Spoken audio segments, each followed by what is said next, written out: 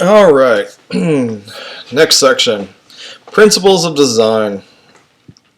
Now, this is all about design and elements that you can take any object and design and make it interesting for someone to look at. That's the overall view. A design is it ranges from commercial to fine art, and a design can be good or bad, and we'll talk about that. So let's go into the first one. Start off right off the bat. Okay, composition. All right. Composition is the organization of line, shape, color, and other elements in a work of art. Write that down. All right. Write this topic down as you're doing this. Okay, this will be on one of your quizzes. There's no denying that. Now, I want you to look at this artist. You're going to see this piece 3 times in this lecture. Each time I'm going to bring out something different. I'm not even going to tell you the artist because you don't need to know it at this point. All right. When you see this artist, and as you start to build in, you're going to see different types of forms of it. Now, the first thing I want you to notice when you look at this artwork is there are 3 avenues. Okay, the first avenue is at the front. It's called the foreground, where you see the bottles, the oranges, the little flower, okay, the little bar ledge right there. That's the foreground, okay, and it's spelled F-O-U-R or F-O-R-E, not F-O-U-R, not like the letter 4, okay. Foreground, okay. Now I want you to know where the foreground is in the image, okay, because I'll be asking at times, look at the background, look at the middle ground, look at the foreground, okay. So now you're going to start hearing terminologies like foreground. So be prepared to know your foreground, middle ground, and background. The middle ground is the second woman that's in the back behind, okay, and the woman looking at us. That still maybe she's in between. The lady looking at us is in the middle of the foreground and the back and the middle ground, okay, and then the background is the crowd of people in the distance, okay. So, and as you notice, the foreground is always sharper than the background. All right. Especially during the Renaissance, and you'll see that in the Impressionists. They really take liberty with this and almost over-exaggerate the foreground. And then as it goes into the abstracts, they don't even care about the foreground, middle ground, and background, as you'll learn as we keep going. But when it's imagery based, and I would say in today's time, we really focus on this topic, foreground, middle ground, and background in contemporary art for sure. I don't see very much abstract art coming out of young artists today. I see more illustration and image-based art. So I want you to be able to recognize the foreground, okay, the front, all right, the background, and the middle ground. Now, when you look at this background and middle ground, you're going to also, when I get to this artist, I'm also going to play a little trick with your eyes, okay, and you'll see that coming up soon, all right. Now, let's go to the next one. Design, okay, the organization of a visual element in an artwork, okay. It could be anything. It's just the way we organize it, okay? So here you have a simple H and a simple K, and it's in a box-like shape. Nothing tricky about it. It pushes and pulls your eye. Which one comes forward? Is it the back of the H and K, or is it the front of the H and K? Does that come forward, or does it go backwards, okay? Is it climbing up, or is it climbing down, okay? Is that little square at the top in the middle, or is it at the bottom? Okay, this is all called what we call an optical illusion as well. Okay, and design plays with tons of optical illusions. You'll see a group of artists in the 1960s and 70s, even through the 80s, loves this optical illusion. They were called the abstract minimalists, and we'll get into that when we go further on. But I really want you to write that art topic title down again, the definition. You need to know that. Organization of visual elements in a work of art. All right. So now let's go over here. Okay, logos and branding. This is all what designs is about. It's how do you take some kind of logo and you make it into a brand name that you can recognize within 1 second. I guarantee you when I flipped that slide over, you saw this image and knew what it was within 1 second. I'm sure you saw the Apple and went Apple. You saw the Nike and went Nike. And then you saw the Mercedes and went Mercedes. These are some of the top 3 logos ever created. Okay? But I'm also going to talk about some of the logos and how did they come to where they're at. Does every company's logo off the gates just as a home run? No. To be honest, most of them aren't. There's only a few. Nike is one of the few that's been pretty good all the way through.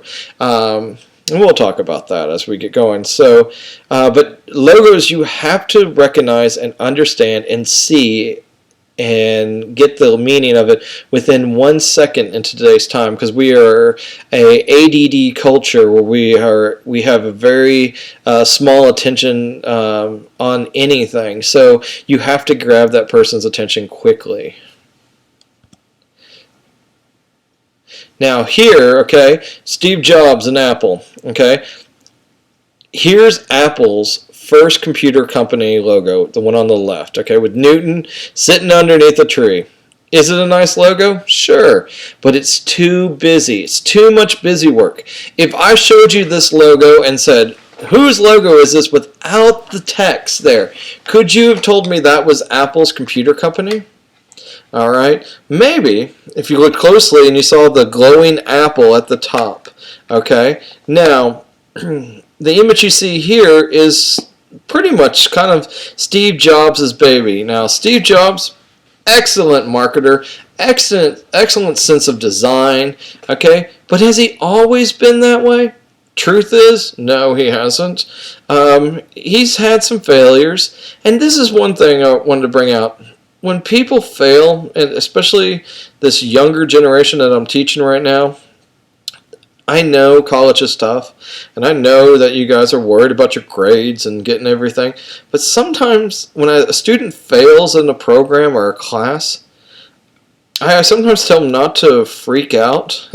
Yes, it might hurt your GPA. Take the class again. You'll be fine. But I lost that money. That sucks. I get that. But at the same time, it's okay to fail. Sometimes when you do fail, when you're outside of college, you actually do better in the long run. You learn from your failures, believe it or not. And I talk to students a lot about that. And so, but here is a perfect example of someone who's failed but still rose to the top and still one of the strongest companies. And the man's dead and he's still doing well. But if you're an Apple fan or not an Apple fan, Apple, I believe, has not been doing as well since he's passed away. You might disagree with me on that. I might not see the whole picture yet, and that might be the truth of it too as well. But let's look and see. Okay, first, this is what he did that didn't work. Okay. Next, the little cube that does nothing. He did this right before he came out with Apple. Now, when he came out with this, it literally did nothing. The box was more impressive than the actual computer. But he needed funding, and that's why he did this thing. And this is where I come in to say he was a brilliant marketer. He marketed nothing to get where he needed to go, okay? And so I know it doesn't look like the Steve Jobs that you might recognize with the little gray hair and the black turtleneck. But this is the Steve Jobs I grew up with. And I remember when this came out, I was young, but I also remember the early Apple products and how cool they looked. And I was a very poor student, and I couldn't afford those beautiful apples. But as I went to art school, that's what all my programs used, and I learned how to work off of an apple. So Apple's become one of my favorite products, and I'm recording this on an Apple today. Now, but I just wanted to kind of show, yeah, when you go back, when you go back here, okay, to Steve Jobs and what he wants, what the company started out and what it finished with when he died, to this, yeah, he had to fall before he could rise. And this is a perfect example. Failure is not the end of the world, okay? It's a learning process, all right? Now, the next one is Nike versus Reebok, okay? I feel bad for Reebok. Nike has been very successful. Their marketing team is unbelievable, okay? The Nike swoosh was literally created 2 days before it was pitched, okay? And the lady who basically set it in motion was real smart. She said, "Look, it's about running shoes. And they need a simple design." And she came up with this Nike swoosh kind of thing, a logo, a kind of movement, and now, okay, she has one of the largest firms in Dallas, okay, called the Richards Group, and she pitched this idea, and she almost got fired for it, and it's the number one successful logo in the world. Okay, and what she said is, at the tip of the point is the start. The end of the point is the finish. Okay, and this motion from going start to finish is in a simple shape of a track. Okay, and she took pictures and logos of you starting from one point to one point, and how it could keep going and running. Okay.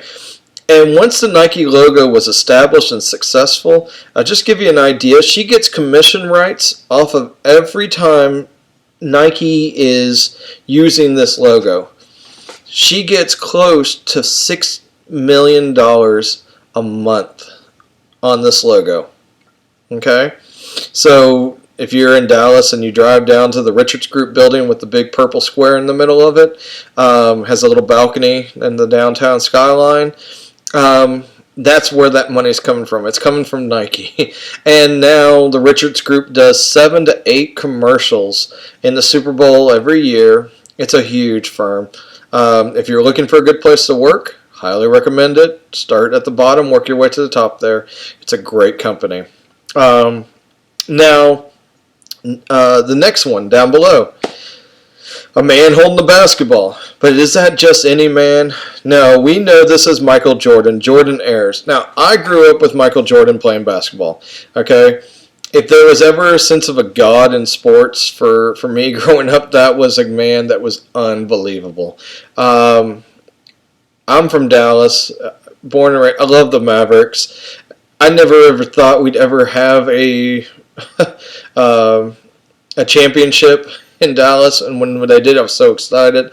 But for Jordan, there was nobody better at that point. I mean, watching Jordan, you just fall in love with the sport. And when he came out with his Nike Air shoes, everybody I knew that first year when they came out, everybody wanted them. I mean, hands down. And could you afford them? No. No one had like that kind of money unless you were a celebrity or you had saved up every penny you had as a kid to get a pair. I have a couple pair that are vintage that I love still. I only wear them occasionally. But you know, that's my personality, and I like it, and I like the shoes. Did they make me jump higher? Heck no. Okay. But I definitely like the idea of them. And now, when you look at Reebok, okay, Reebok here, they are trying to copy that Jordan logo, okay, with this man running down a track, okay, and jumping a hurdle, okay. And if you notice, in the negative space, okay, it makes a gazelle-like shape in the white, all right. Around his neck is the ear, the little horn, or going around the other side of the shoulder, and then going down to his hip, you can see the mouth of the gazelle. And so this was one of their logos that they tried to compete with Jordan. But there's something to be said. We don't know who this runner is, but we know who Jordan is, and that's the downfall. That's where Reebok missed it again. Okay, they keep missing it every time, and this is a very important reason. Okay, because they just don't take someone that's popular to do it. Now, they did have a good shoe during Jordan's to try to beat, and I did have a pair of these when I was like in second grade or third grade, and they were the Reebok pumps, and you pump the little tab on the front of your shoe, and then it supposedly helped you jump. It didn't work for me either. But man, I loved having those, and I'd pump them all the time. I think that was the biggest distraction in school for me ever, because I'd just sit there and pump my shoes. Now, when you look at this, it was a clever little sales pitch. It was trying to get you to buy those shoes, and I bought them. I had a pair, and that's the only thing I wanted for Christmas one year. So anyway, but Reebok and Nike, there is really no competition. You might love one more than the other, but I also just want to show you how much struggle they've had. Okay, so here's a perfect example. The Reebok I remember is the Reebok with the British flag. And I remember that in 1985 really, really a lot. And see, if you look there, okay, from 1985 or 1885 to 1986, I mean, they really focused on that for a long time. And they hadn't changed their look at all. Okay, and then they go to 86, and I remember this funky shape that they're doing. Again, this is where they're trying to keep up with the Nike swoosh. And right, they're trying to simplify their form. All right, I don't think it was a success. It was actually really, I think it was too complicated. And you can even see that they just did the logo in 2000. Okay, and then you get to 2002, and they drop it all together. And then they found out that people did not like that.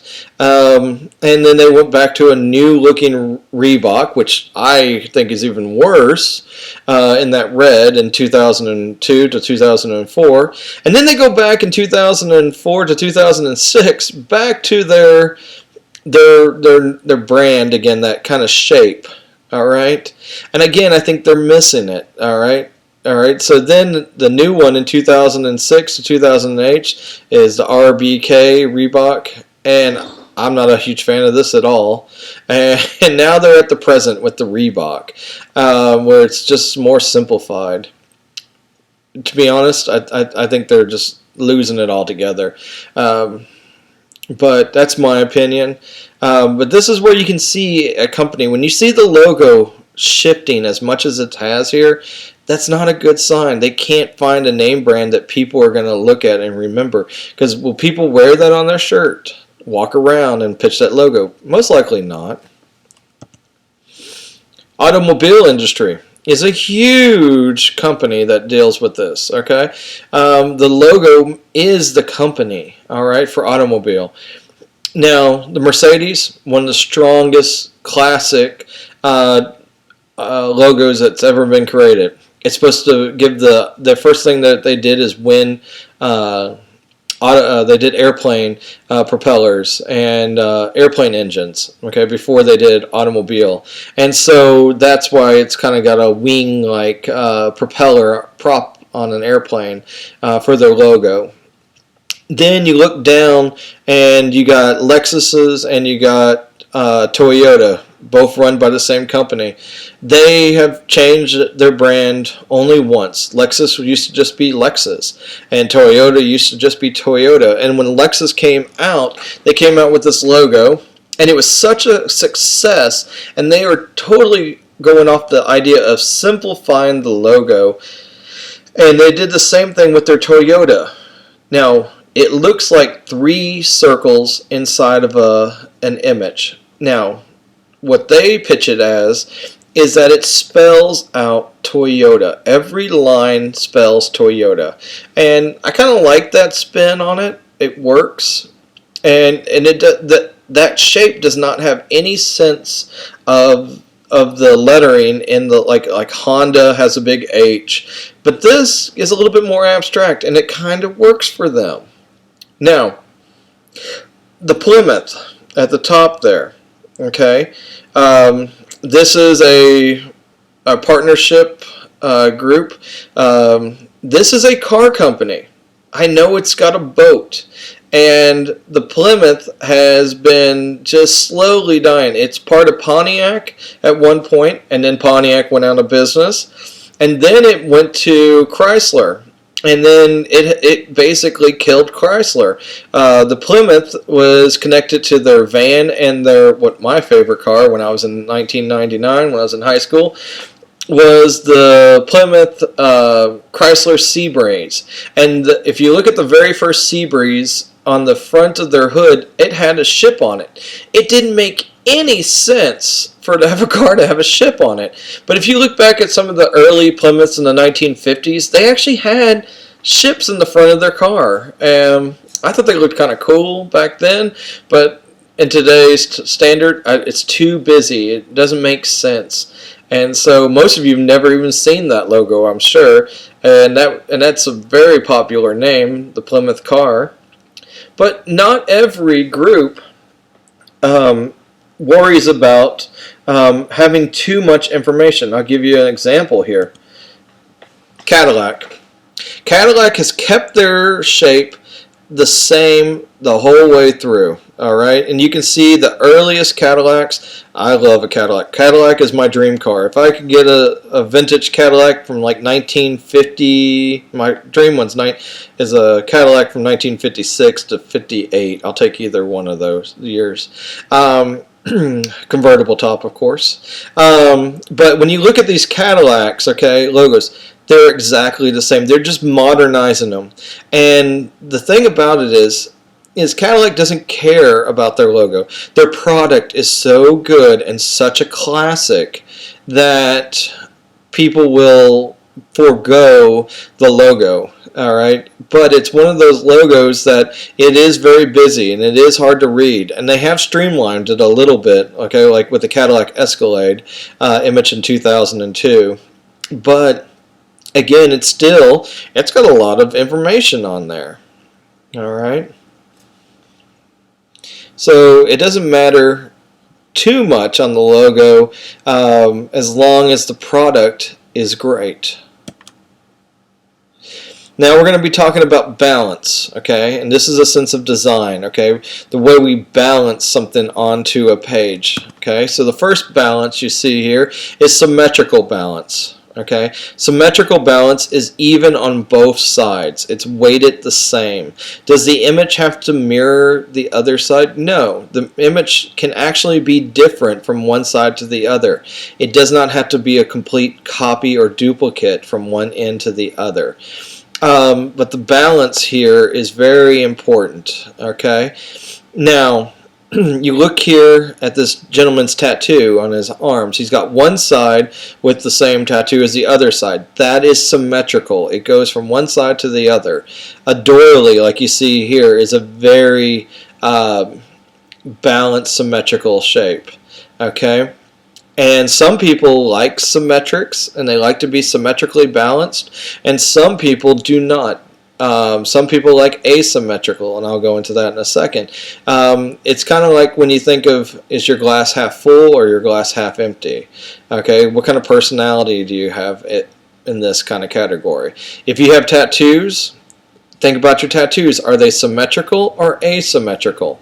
Now, asymmetrical is where it's balanced onto one side. Okay, here you can see it's all flowing down to the bottom. Now, if you look and you cut this diagonally, is it symmetrical? It could be, but some of the flowers are a little bit off. Okay.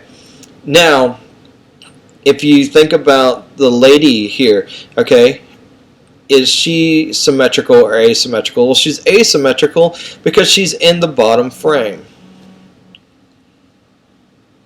But if you take her out of the bottom frame and you divide the picture in half, then the piece becomes symmetric. Does that make sense?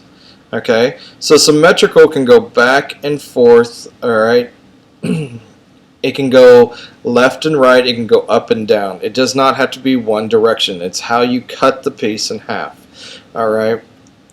It does not have the same imagery. It can be a little bit different. All right. Now, when you think about asymmetrical, also think about if you live in a house that you personally bought. All right, there's lots of houses that are ranch style, and there's lots of houses that are like 1920s Tudor style homes, and some houses are symmetrical, some houses are asymmetrical. My wife is very asymmetrical thinking. She makes the inside of the house kind of lean to one side or the other. I'm one of those symmetrical thinkers. When you look in my bedroom, okay, my bed is centered with the room. I have 2 nightstands on either side. We have one like little vanity thing for my wife. On the other side, we have a dresser. Okay, and so when you look at it, everything in the space is very balanced. Okay, I like to be symmetric, so I made sure that our room was symmetrical. In the living room, it's asymmetrical. The couches are on one side. The TV's centered with the room. It's kind of angles at a funky space, but I let her have that room. And so when you get married, you have compromise. I wanted to live in a very symmetrical house. She wanted to live in a very ranch-style asymmetrical house. I love my wife, so we got an asymmetrical house. It works for our life. And so sometimes you have to give, sometimes you have to take, okay? We have different things you'll learn as we keep going through here. I'll talk about her in different lights, okay? So anyway, next picture. Alright, we're on emphasis and subordination now. Okay, the idea behind this, and I have 2 images showing for you guys by Paul Cezanne. Now, Paul Cezanne, he really focuses on the idea of intense color with the fruit on the table, and a subdued or dark background. Now, when we look at these on our screen here, they don't really pop out to you, but in the late 1800s, when these paintings were made, people freaked out on these. Okay, now I'll give you kind of an idea to think about. Now, some of you might agree with me or disagree with me, but when I got a TV that is a 3D TV, and the first thing I ever watched on it that was 3D, I kind of was like, whoa, that's pretty cool. And so when you look at this and it's like popping out on the TV, well, that's what was happening in the late 1800s, 1890, 1880. And they were looking at this and going, wow, those fruit are like coming out of the canvas. And people love these. They freaked out in France with this. And so this is what we call emphasis and subordination. The emphasis is on the broadness of the color. Okay, it pushes the color forward. And the subordination is what pushes into the background. Okay, now, what this is basically about, it's cool and warm colors, okay? The cool colors are the subordination. The warm colors are the emphasis. And see how it ties in with pushing and pulling. So when we get to our color theory section, you'll hear me talking about cool colors and warm colors. Now, but basically, I want you to understand now, Paul Cezanne, he is the start, okay? He started the whole Impressionist movement. So when we get to the Impressionists, and you're going to hear me talk about Paul Cezanne, so just remember the bowl of fruit, all right? It's very important, all righty? Now, as I'm going to move through this next couple sections here, the next parts are more sculpture based. So let's go to the next one. Now, I chose a local artist from Dallas. He's a pretty interesting artist, and I chose him in the scale and proportion section. Now, when you look at scale and proportion by Eric Swanson here, these things are very tiny in the aspects. The animals are kind of life size, and I know they look real, but these are not real animals. No animals were harmed in the making of his art. They're all fake.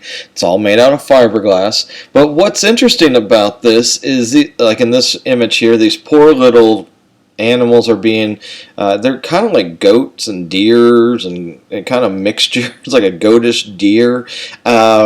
And they're being dragged across the gallery floor by this red sheet. And what's so interesting about this is when people come up to these, it feels very impossible because these sheets are floating in the air as they're being pulled across, and they're very interesting. And now, just to give a little backstory about Eric Swanson, he got into the Whitney Biennial right out of undergrad. And which I said with Nick Nicosia, that's the Super Bowl of artists. That's where you want to be as an artist. And here, Eric Swanson, at the age of 22, gets in, and he's been very successful. He's a young artist. He's about my age now. He's in his upper 30s. And so here, let's go to the next one. Now, I like this one. Now, when I also worked at the Dallas Museum of Art, this was one of the first installations I ever had to put together. And so I was working with a gentleman, and he had a kind of a quirky sense of humor, and he was about my age. We were in our 20s. And then we had a guy in the group, and who was really serious and had no sense of humor. And so every time I see this piece by Eric Swanson, which I think was funny, when we were installing this, we pulled the rug out and we laid it on the floor, and then here comes the serious installer, and he was a little older, and he wanted everything perfect, and he was good at his job, but having us two there, we kind of made him have a little headache, or if anything, want to drink at night. And so here he is carrying this big deer, and he puts it down, and we look at the picture, and we're like, I think it needs to go over to the right. And so he gets behind the deer, and he kind of is like he's pushing it more than picking it up and putting it down. And the other guy I work with, his name is Jeff. Jeff all of a sudden starts laughing, and I was like, oh no. And so Jeff started having him move the deer a little to the right, a little bit more to the left, and about 4 or 5 minutes into it, our friend that we'll all keep anonymous because he still works there, he decided that he realized what we were doing was we're basically making him hump the deer by accident. So for me, this is always a funny image. That reminds me when I was younger and installing art. But besides that, on a side note, his work right here, again, it's a life-size deer as you walk into the space. And I love when kids look at Eric Swanson's work. They either have empathy for the animal, or they're like, uh-oh, this deer is destroying the carpet. But here, let me go to the next one. And you can see the image between these. Here, let me go to the next one right here. Okay, here we go. Now, right here, these are his Arctic monkeys, is what I like to call them. And what I love about this space is everything you see here is artificial, to the snow, to the animal, and he put these clothes on these monkeys like they're explorers going through Mount Everest or something like that.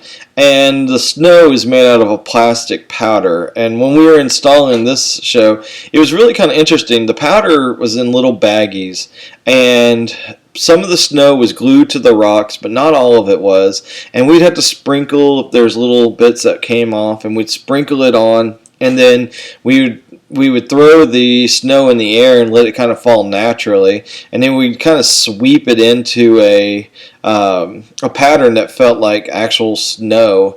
And my favorite part of the whole thing is when here I'll actually go into the next part. Next to that piece was right here. So you had the monkeys, and then you had the deer in the lake. And my favorite part of the whole thing is I like I like watching kids go into exhibits because adults act like they know what they're looking at, but kids generally are just shocked and amazed, and it's really neat, especially if it's their first time in a museum.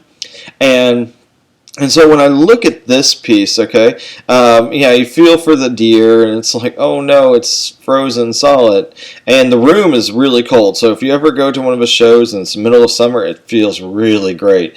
And when I was working there, if I wasn't installing, I was a guard, and when people would come into the space, I just watched them look at the art. And one time, a group of kids came through. It was like a grade school, like I guess they were like second grade maybe or first. And this one teacher's yelling this one boy's name, just keep up, keep up.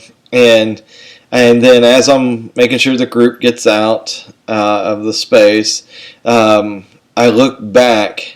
And the boy that the teacher's been yelling his name the whole time, he had fallen into the background, into the area where it's all puff of snow, and he made a quick little snow angel. And as they're walking out, I look over and I see the snow angel, and then I see the boy's back, and he's just coated in this light powdered shaving of plastic. And I told him come to me real fast, and I brushed him as quickly as I could, and I said, don't do that again. And I let him go on down the hall and get caught up into his class. And I immediately thought that was funny. And so I had to go get the broom and fix it back. Didn't take too long, but right there, that was kind of a moment where I talk about, when people go into art, they have this idea that they're going to get it or understand art. And sometimes it's not more or less figuring out what art is, but sometimes it's an experience. And that little boy, I would love to see an adult do that, let alone a kid do that. I think that's something where kids just do things. They're just impulsive. And so right there is one of those moments where I kind of go, well, didn't harm the work, and he just kind of wanted to make a reaction to it, which I think was great. So, all right, let's get to our next artist here, Claus Oldenburg. Size matters, okay? This gentleman takes really small things. I want you to remember this. Write it down because you're going to see it in a quiz. I'm sure I'm going to put this in a quiz. And so size matters to him. He takes really small things and makes them large. He's one of the more successful installation artists or public art artists in America. His work is unique. People love his work. And there's something about it. It has a really childlike feel to it. So let's go to the first piece. So here we have right at this moment we have his birdies, so to speak. And a birdie is a little thing you do badminton with. And this is at the Nelson Atkins Museum in Kansas City. I went to school right next to the Nelson Atkins Museum, went to Kansas City Art Institute, and these little birdies out in the middle of this courtyard, it was so wonderful because, like, for instance, we would study under them, we'd have picnics. They're huge. They're about, I would say, 20 feet tall. And they're really kind of a neat experiment, the way that people reacted to these, and they became part of more than just an art piece. They became part of the culture of, hey, go sit underneath the birdies and have lunch, or go study underneath there, and a lot of people did. I mean, they were used daily during the nice weather times. Now, the one at the bottom is a safety pin, and that sometimes pops up at North Park Mall if you're a local person taking the class in Dallas.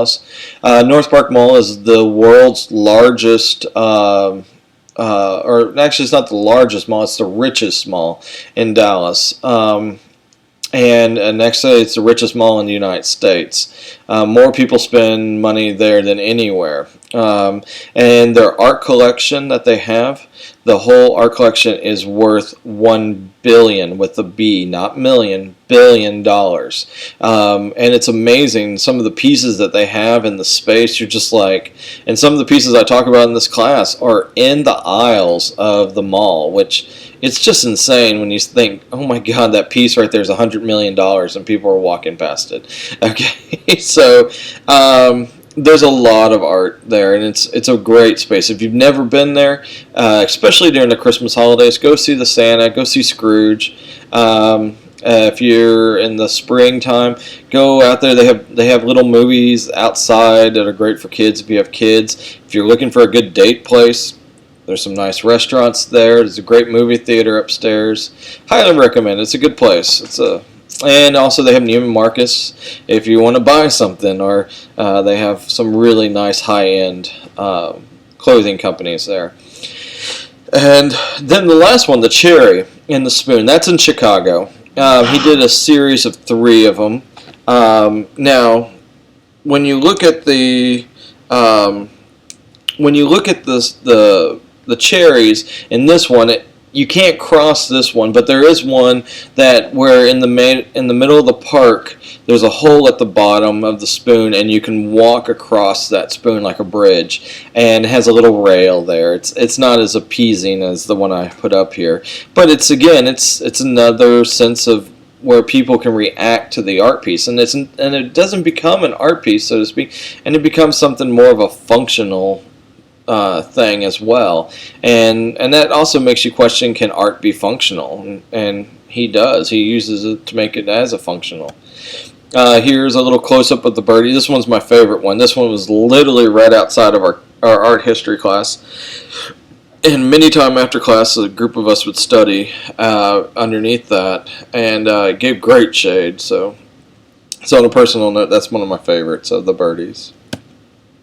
Now here, is his binoculars, and now this is over at LA's Museum of Art in Los Angeles, right across from the Staples Center. So if you're a Lakers fan, it might be something you might see if you ever go to a Lakers game. At night, it's a little hard to see because it's black, but during the day it stands out like a sore thumb. And this is an entryway, so this is how you get into actually it's on the exit part of the museum on the back. The entry of this museum is stunning, by the way. Highly recommend, if you ever go to LA, check out their museum scene. It's amazing. It's worth the money to go in. The building alone is worth it. Now, what makes this great is it's something as you walk under, it captivates you, and it's hard to believe that you're this gigantic binocular sitting there. Okay, so now here's the next one. This one's in Seattle. Now this one was a high ticket price piece.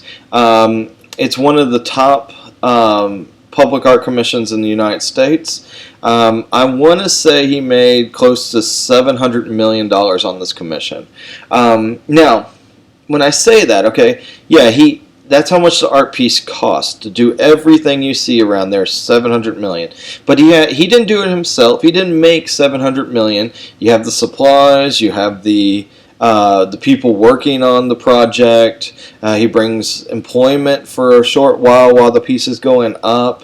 So it's got a lot of pieces. So he gets about, I would say, 1/4 of that technically goes right into his pocket.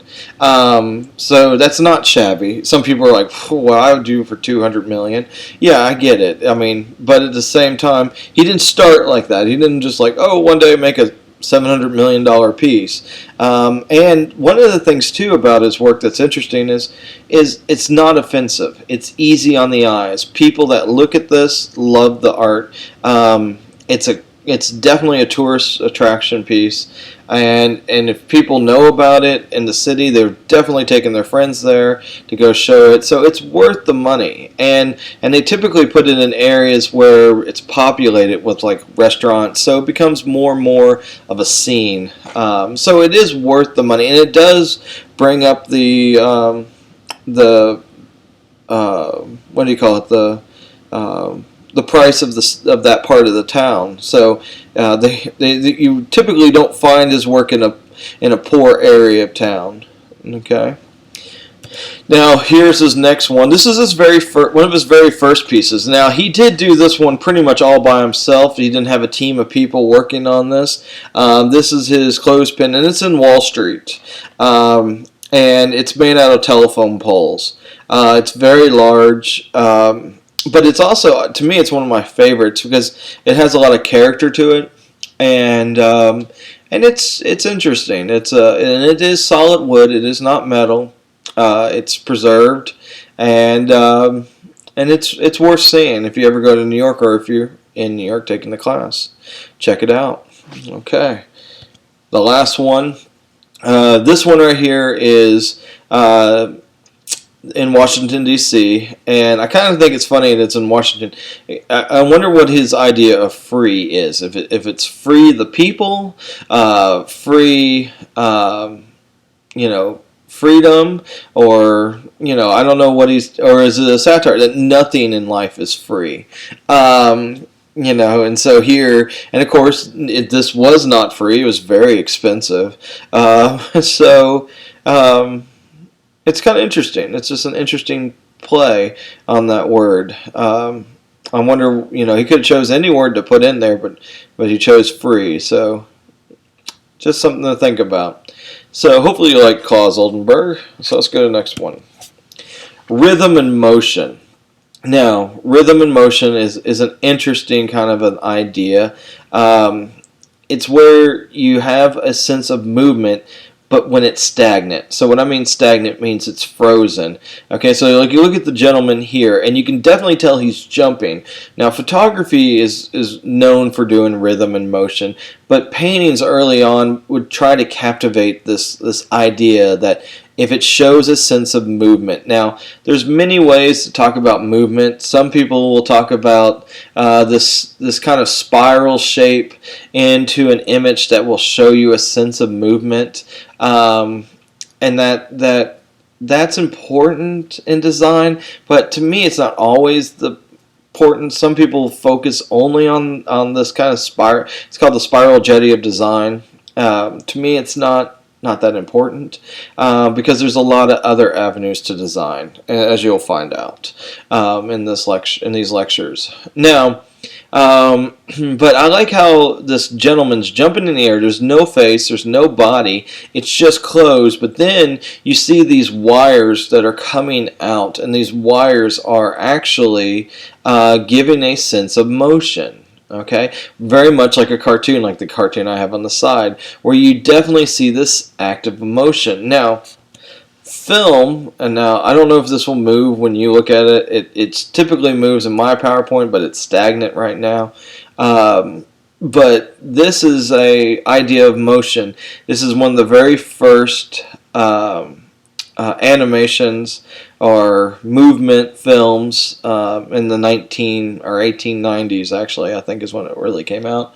It's kind of like a flip book, and every 16 pages or 16 increments is a second, and that still holds true today in every film that you see. Every cartoon animation is 16 slides per second. Now, in today's time, computers render it all for you, and it is a luxury, but there are programs out there that do slides where it's individual pictures that are taken and put together. If you're a fan of, what's his name? Nick Parker, he's the one that created Wallace and Gromit, the Were-Rabbits. He's a clay animation person. And he has to do every picture, 16 pictures per second, and to show those movements. And those do take time, but there is something about that that's kind of special. And if you look at the early Walt Disney films, those were done 16 images per second. So when you look at a 2-hour movie, think about all those frames that had to be filled in, and that's just quite amazing, all the work that's being done for that. So let's get back. Let's go into I'm going to go into an artist movie movement. First one that kind of really set the tone is Bill Viola. Now, Bill Viola made Crossing, I think in 1997. I might be off a year on that, maybe 96. And I remember being a young man. And the Dallas Museum of Art owns this video collection. They sometimes pull it out, but they don't always. Now, when they do, it's a crowd pleaser. On one side of the wall is a man walking to the frame and catching on fire, and then the fire engulfs him and he disappears. That one's pretty good. It's not my favorite. I love the water side. So on the Crossing, it's two types of motions, fire and water. And on water, this man walks into the frame, gets up to the foreground, and then he stands there, and then the water dumps on him like a waterfall, and the water destroys the image of the human form, and pushes him out of the distance, and he slowly disintegrates, just like the man in the fire did. Now, the way they have this positioned is on one side of the wall is the fire, and the other side of the wall is the water. And so when you enter the space, you might see the water side or the fire side, depends on where you entered from. But what's interesting is the sound that you hear for the water, you only hear on the water side, and the sound you hear on the fire side, you only hear the fire. And it is quite amazing, because these videos are about 4 minutes long, and everybody watches one side for 4 minutes, and then they go to the other side and watch the other 4 minutes. It is such a crowd pleaser of a video, and it's done very well, and it's one of the very first successful videos. Now, today's time, we have Photoshop and that can do this, and animation programs that really do look like realistic fire, but he's the first one to kind of invent this kind of way to take your body out of the shot. And he did use some early Photoshop skills, or talents, but it's still not the same as what it would be in today's time. If he was to do this again today, it'd be a lot easier than what he was doing back in the 90s. It's amazing how much has changed in a few decades. Now, here's Bill Viola talking about his process. Now, I'm going to have these links and these videos down below this video, and please watch them. I mean, they're really interesting. Now, Bill Viola's The Raft is kind of a breakdown of everything that had to do with... he did this for, I believe, a tsunami, and he was trying to do a relief fund for this, and then also the Olympics. I think the Beijing Olympics came, and he was trying to talk about this and trying to get this out for that time. And it's these 6 or 7 people, and a flood of water are going to brush across their whole body and knock them over. I'll tell you, the one thing the crowd really loves is the the lady in blue that gets knocked down. Okay, so when you watch it, look for the lady in blue. Okay, she's quite amazing that she even gets back up. There's another white lady. I think she's wearing a yellow sweater. She doesn't get up throughout the whole movie. She gets hit by that cannon of water and she's down. And these are real people. They know what they're getting into. He didn't just go, we're going to get you a little wet. No, they know they're going to get wet. They're actors, okay, and they're paid to do what they're supposed to do here. But it is all done in a very slow motion kind of a feel, and it's really quite amazing. So, hope you enjoy that one. Alright, well, I'll catch up with you on the next video. Alright, we're getting close to taking our first quiz, so get ready. Hope your notes have been going well. Alright, talk to you in a little bit.